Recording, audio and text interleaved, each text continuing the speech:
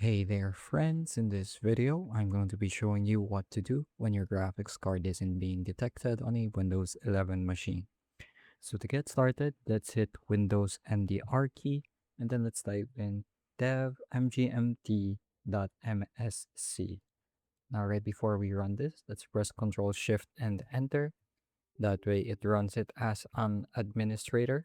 And once it's open, if you look under display adapters, you may or may not see your GPU right here. So if it's not, let's click on action and let's click on scan for hardware changes. So hopefully that fixes your problem. If it doesn't, there are some other things we can do. So let's go on to our start menu and let's type in system configuration. And once you have that open, click on normal startup and click on apply or OK. Now, once you've done that, go ahead and restart your computer by clicking on the restart button. And once it loads back up, check your device manager again, and hopefully you should be able to see it. If that still doesn't work, one thing you can do is to download manufacturer software such as the NVIDIA app. All you have to do to download this is go to your browser and type in NVIDIA app, and you should be able to find the website where you can download this from. So I'm going to open the NVIDIA app right now. Give it a second or two. Here's it's updating right now.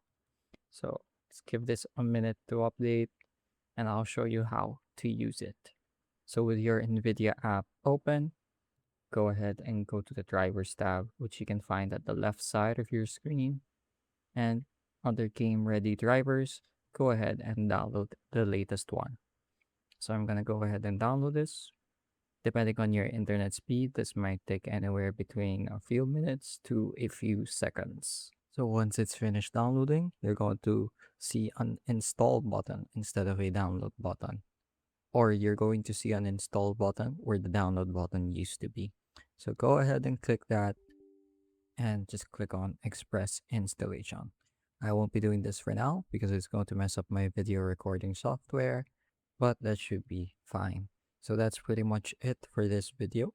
If you follow these steps, hopefully your issues will be resolved. I hope I was able to teach you something new and help out.